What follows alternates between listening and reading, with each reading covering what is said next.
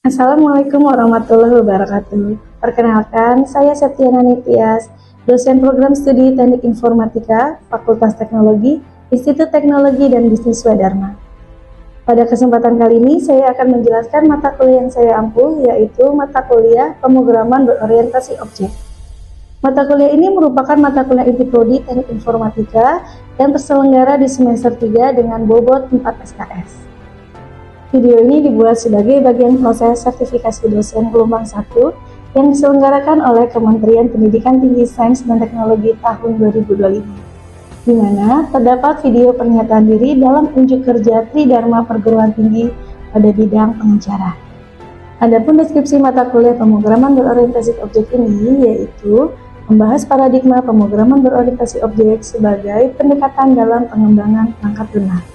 Mahasiswa akan mempelajari konsep dasar OOP, enkapsulasi, abstraksi, pewarisan, dan polimorfisme. Selain itu, mahasiswa juga akan mengembangkan keterampilan merancang dan mengimplementasikan program berbasis objek dengan menggunakan bahasa pemrograman seperti Java. Mata kuliah ini juga bertujuan membekali mahasiswa dengan kemampuan membangun sistem perangkat lunak yang modular, fleksibel, dan mudah dikembangkan. Capaian pembelajaran mata kuliah pemrograman berorientasi objek yaitu mahasiswa mampu menjelaskan dan menerapkan konsep-konsep dasar pemrograman berorientasi objek. Mahasiswa mampu menjelaskan dan menerapkan penggunaan input dan output pada Java. Mahasiswa mampu menjelaskan dan menerapkan penggunaan GUI pada Java, serta mahasiswa mampu menggunakan Java untuk menyelesaikan masalah-masalah sederhana. Proses pembelajaran mata kuliah ini dilaksanakan selama 16 pertemuan secara tatap muka.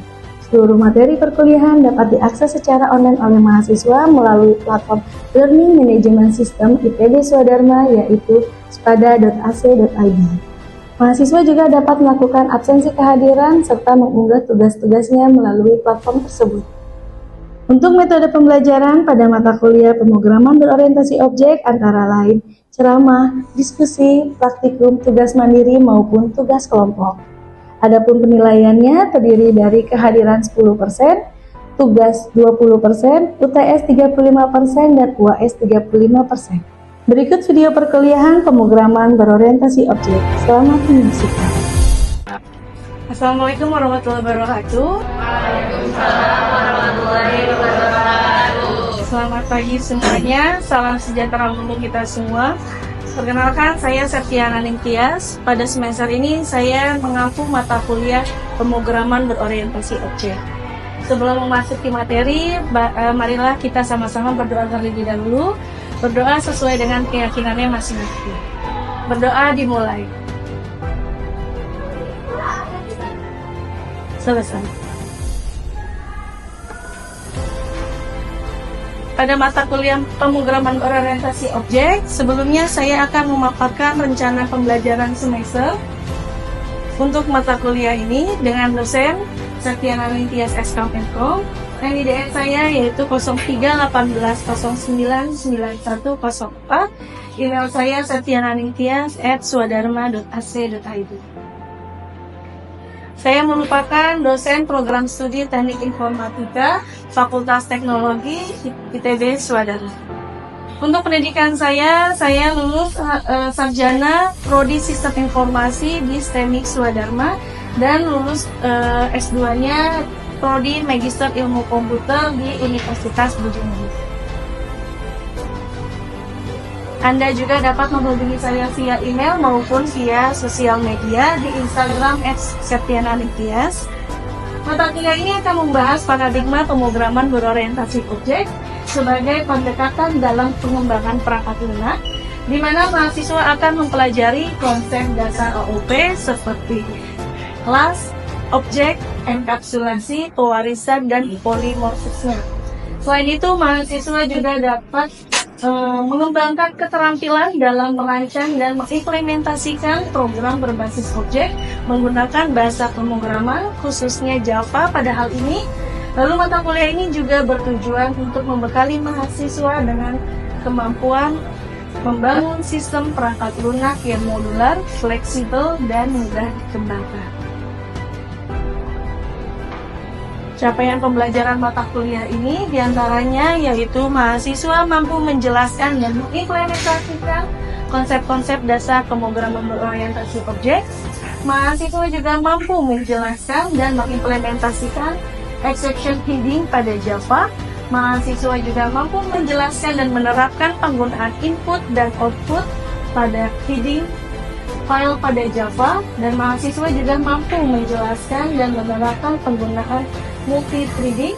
Mahasiswa mampu menjelaskan dan menerapkan penggunaan GUI pada Java, serta mahasiswa mampu menjelaskan dan menggunakan Java untuk menyelesaikan masalah-masalah sederhana.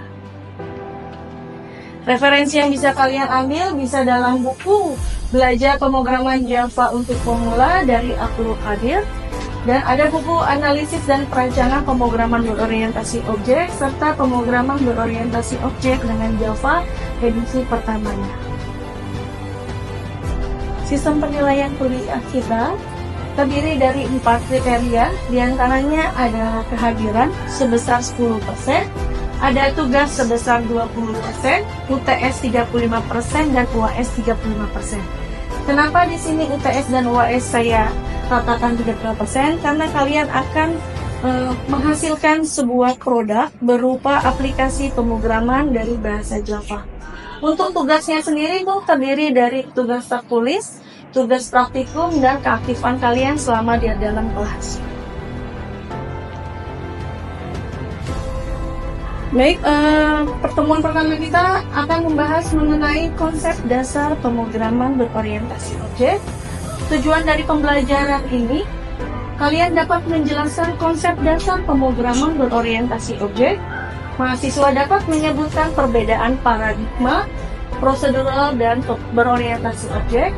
Mahasiswa dapat mengidentifikasi 4 pilar utama AOP, yaitu ada enkapsulasi, ada abstraksi, inherence, dan polimorfisme. Serta mahasiswa juga dapat menyebutkan manfaat dan penggunaan AOP dalam pengembangan perangkat lunak.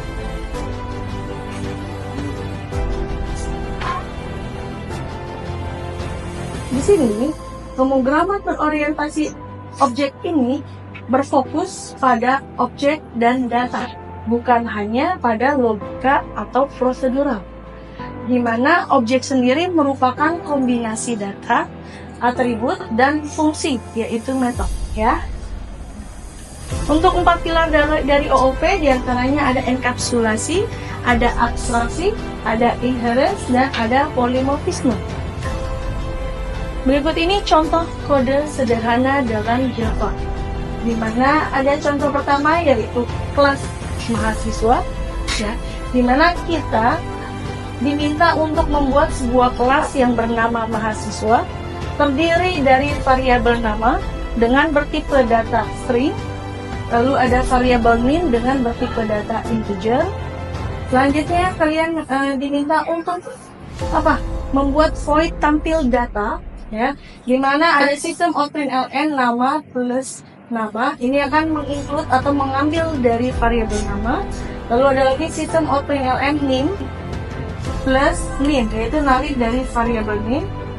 Ya. Lalu ada kelas kedua, yaitu adalah kelas mainnya.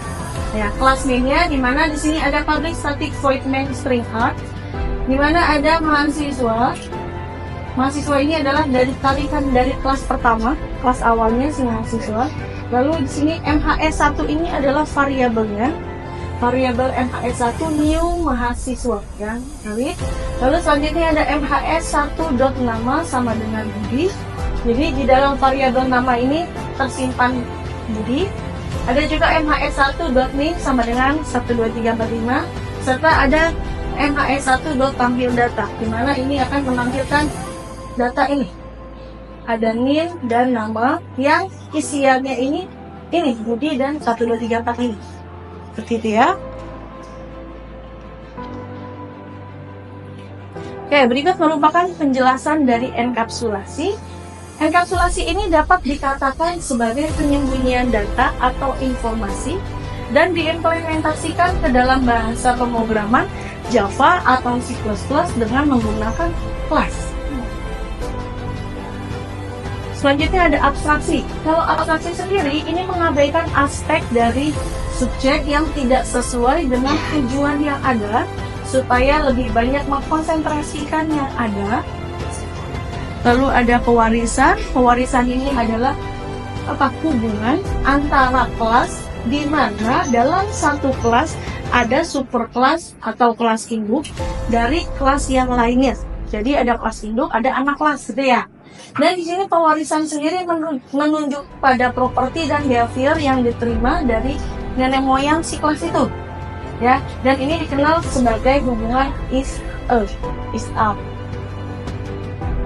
Berikut merupakan hierarki pewarisan, di mana superhero ini adalah induk kelasnya, ya.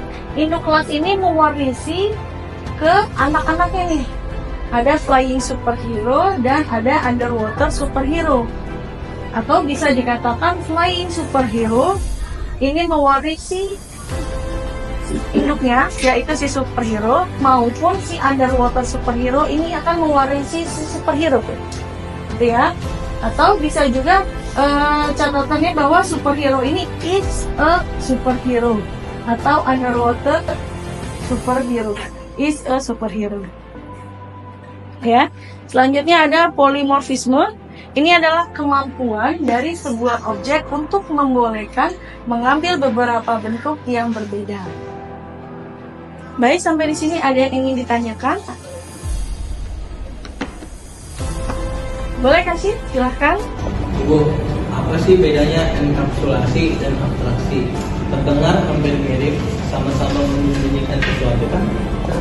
Baik, pertanyaan bagus. Kasih perbedaan enkapsulasi dengan abstraksi sendiri ini terdapat dari enkapsulasi ini merupakan penyembunyian data internal, ya, dari akses luar dengan cara membungkus data itu, ya, dan metode dalam satu kelas. Biasanya ini dengan private dan public access.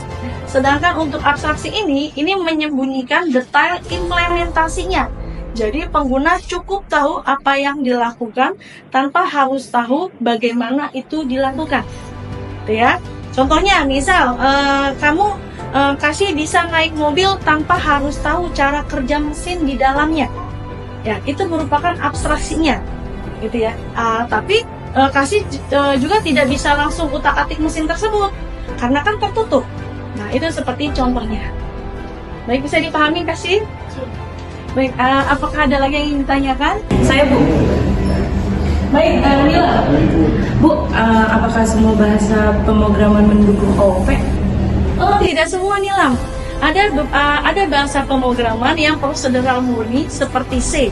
Tapi banyak juga bahasa modern mendukung OOP. Ya, misalnya aja ada Java, C++, Python, ya. Ini bahkan PHP. Dan itu beberapa mendukung multiple paradigma, ya. Jadi bisa dipakai prosedural maupun OOP, tergantung cara kita menuliskan programnya seperti apa. Bagaimana, Nila? Apakah sudah bisa dipahami? Sudah, Bu. Baik, sekian pertemuan kita hari ini. Terima kasih atas partisipasi kalian dan keaktifan kalian dalam kelas ini. Kurang lebihnya saya mohon maaf apabila dalam penyampaian maupun tutur kata saya kurang berkenan di hati. Selamat siang. Wassalamualaikum warahmatullahi wabarakatuh. Waalaikumsalam warahmatullahi wabarakatuh.